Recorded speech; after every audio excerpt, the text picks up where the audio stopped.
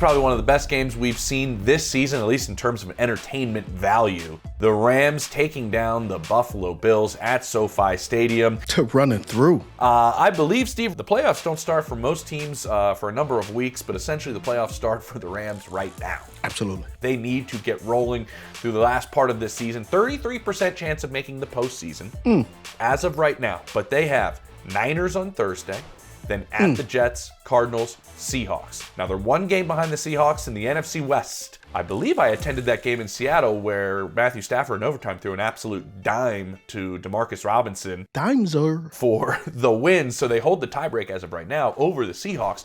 But they know they need this offense to continue to roll in these next several games. But Steve, this is your expertise, baby. This is where you roll. The wide receivers. We have some duos in the NFL. We've seen Justin Jefferson and Jordan Addison go off.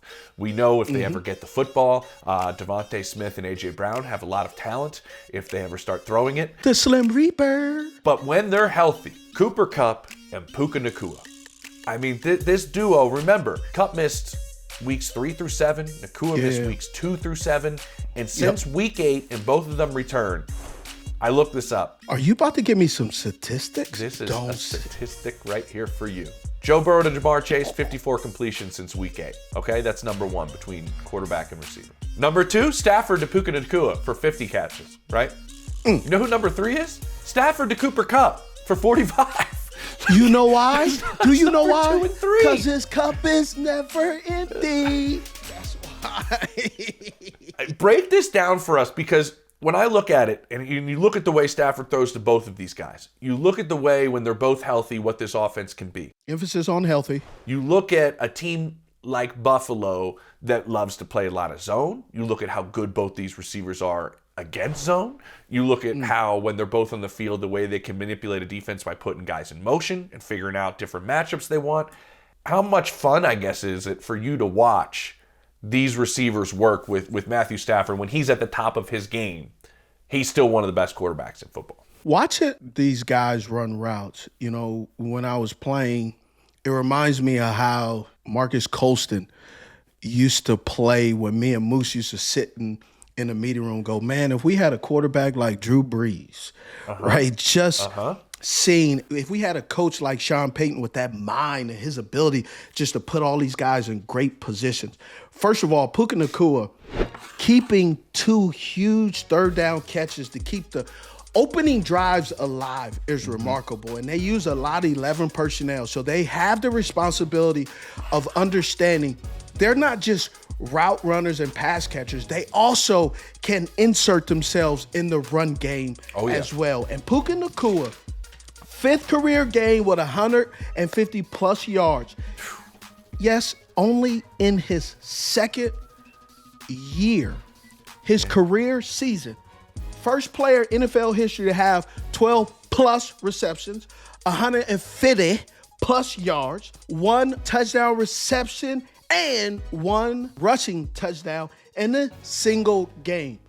There's only 2 other folk, 2 other Hall of Famers who are in this class that has done what Puka has done thus far, which is Randy Moss and the GOAT, Jerry Rice. I'm not going to go and, say Puka is going off, he's going to be the next coming of receivers. But he sure is a hell of a receiver with 14 targets, 12 catches, 162 yards, averaging 13.5 yards a catch in this game. When I watch the Rams offense, Puka is the Rams offense. But it's an interesting thing. I love the way Cooper Kupp has taken Puka under his wing and said, look, this is how we're going to play football. This is how you're going to become a complete receiver. And it takes 2 people to be able to accept that guidance and also to humble yourself and do it. The last time I've seen a guy pass the torch like this was Andre Johnson passing the torch to DeAndre Hopkins, where you say, I know who I am, but shenanigans, I know who this dude is, and you can't deny him. All you can do is accept what's eventually going to happen. You can either roll with the punches or you can get punched. And Dre did that, and it was a pretty cool thing, passing the torch, and that's what I see. And here's my notes. Kupp is the man.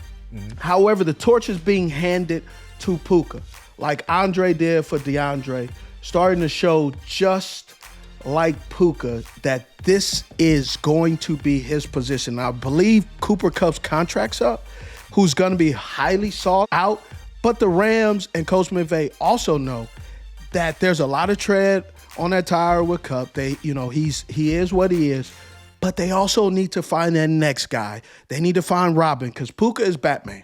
They need to find Robin so these guys could grow together the same way Justin Jefferson and Jordan Addison are doing. This is great. And then the last thing, the Bills were running great coverage a few times, but understanding his quarterback, Matthew Stafford, knows how to place the ball.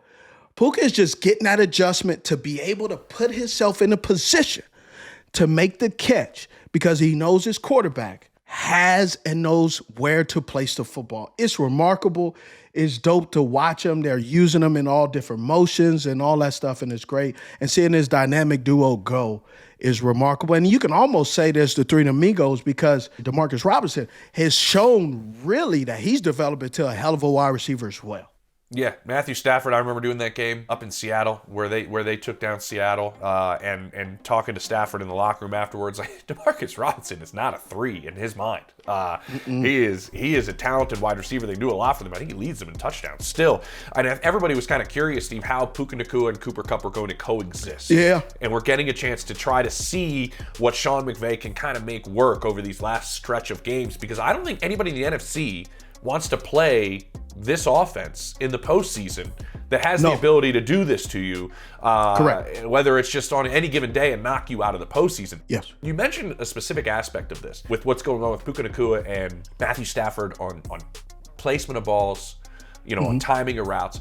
The Bills, to my understanding, spent a ton of time trying to figure out how to even blind pass breakup type of things on the outside. They need to go back to practicing. How hard is it, the way they're on the same page together, Nacua and Stafford, to defend these sideline routes if they're executed the way these two do it? Can it borderline be unstoppable? What's going on? James Palmer here, and let's get real for a second. You see the underdog graphics flying in and out of the show 89 with Steve Smith and myself. Well, you're probably wondering, what are these? Well, what they are is it gives you an opportunity to participate, to start playing. You can use the promo code UD89. You can scan the QR code and you can start playing instantly. Dive right in and you can win $1,000 bonus cash like that. You just got to pick higher or lower. So remember, scan that QR code. Use that promo code UD89. What we do here at 89, we give you analysis, we give you breakdowns, we give you the news. We love that you're here. We love that you're watching us and hanging out with us. But now, when you do this, you get an opportunity to find out if we actually know what we're talking about. Can it borderline be unstoppable? It is. Look at it, Tutu Atwell. Tom Brady did a great job. And I love listening to Tom Brady because he talks about the little nuances. And some people didn't even notice something that Tom did. He broke down a route that Tutu Atwell ran, and he called it exactly what it's called. He called it a squirrel route, which is an out and up and a comeback. And Tutu Atwell is a smaller framed receiver. Yes. Who's known for speed. But you can see Cooper Kupp and having a veteran who teaches. Sometimes you don't have to teach a guy how to run. You could just teach him how to run it by what you do. And he's going back and practicing it and seeing it like, hey, how does Puka do it? How does Robinson do it? Let me get some of this. And he ran a squirrel route. And it was a really good. And, a lot of people have a lot of comments about Tom and what he says. I love listening to Tom because Tom will drop a little nugget that if you don't really know, and let me tell you, and when I say you don't really know, just because you get all 22 doesn't give you the understanding of how football is really played. Yes. Are you sure? So I'm positive. You know what? I'll bet my check on it. So I'm just telling you that it's really good. Now, to take it up a notch, they got a squirrel.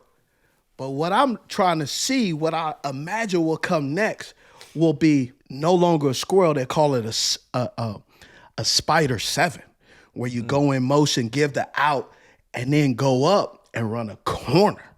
And that's where you can start to create some things that that could be problematic. But here's the problem with the Rams that I see. If you got to nitpick, Pick it. the Rams' offense is unbelievable. They can score this 1 and 2 back system. You can see that they're getting these backs going. But you know what's a liability? They corners can't cover a snowman with a blanket in the summer, bro. It is just tough. They are struggling. Yeah. Oh my goodness. There's talent on that D-line, but The talent on D-line is remarkable. They drafted, but they got to figure it out in the secondary. The safeties are great, but the corners, they're on that struggle bus. I'm talking about I'm talking about front seat. The bus is coming in the driveway to pick them kids up at corner and getting on there. Okay, Johnny, put your helmet on because we don't want you to have no accidents. Right? It is terrible, horrendous. well, what they're going to need, Steve, they're going to need the unconscious Matthew Stafford, right? The one that everybody has seen go just kind of, if you talk to teammates, and I have, the eyes kind of change in the fourth quarter. It's where he has, 50 game-winning drives in his career where he just kind of goes to another level. He has the ability to still do that. In this game, he did it almost for 4 quarters. It was like he was in that zone the whole time. And I think that's why when we look at the back end of this season, and if they find a way into the postseason, if he plays like that with this group, you're going to have to keep up. I know you mentioned that the secondary has some issues, but you're going to have to keep up with Matthew Stafford in this group if he gets into that zone, and that's why they are super dangerous in the postseason. He still can find a way to light you up. So I have a question. The Buffalo Bills beat the Kansas City Chiefs, right? They did. And everybody's talking about, who's the MVP? Josh Allen. Josh Allen, right? Okay. Did the Los Angeles Rams all of a sudden show a chink in the armor of the Buffalo Bills? I know the Buffalo Bills came back, but it was looking grim for about 3 quarters, though. Yeah. I mean, they was getting mollywopped. It was 24-14, but listen, it was 24. They were in the 20s. The Los Angeles Rams were in the 20s for a long time before the Buffalo Bills started to really get a feel. I don't believe if you can give the Kansas City Chiefs that kind of head start that you have the ability to come back like that. Kansas City doesn't seem like that type of team that you could give them a 20-point head start and all of a sudden come back and make it as close as you did. Kansas City might be excited to get 20 points with the way the offense is working, Steve. So I think it's a little Let bit alone of a get 44, huh? Yeah, let alone get 40. I'm not getting 44 this year. So I mean, I think you are right that there's some things exposed in that Bills defense. But when the Rams are clicking, Kansas City doesn't have that style of offense or that many weapons. They don't have that style of offense. But here's what they do have. They do have that style of taking some of those plays and duplicating them and even making them, if you can, better. Because Andy Reid will bring some plays out since in 1988 when Bo Jackson was running or Marcus Allen was running and Ellis Gerback was the quarterback. You could have said 1928. Andy will bring something out from that. But I don't think this game hurt Josh Allen's chances of MVP. Guy had 6 total touchdowns. I'm not saying that it hurts. I'm just talking about more of when you look at the playoffs, because the playoffs are you collect all the data and information of teams, what they did, great. Mm-hmm. But you also go, hey, there's about 231 plays that they gave up that we want to utilize that they didn't pay attention to or improve last year, like during the season, because it's when I say last year is when the playoffs start in the National Football League, that's a new season. Mm-hmm. That means you take what they did not do well. I remember coordinators go to another level. Just say it. You go to another level, but there's so much data and information. I remember in a playoff game watching 200 and something plus plays of a corner, because that's how many plays that individual had that I needed to get data information to be able to arm myself to be prepared for the game. Yeah. Well, if you're watching all those plays of Josh Allen, you're probably terrified. You should be. You should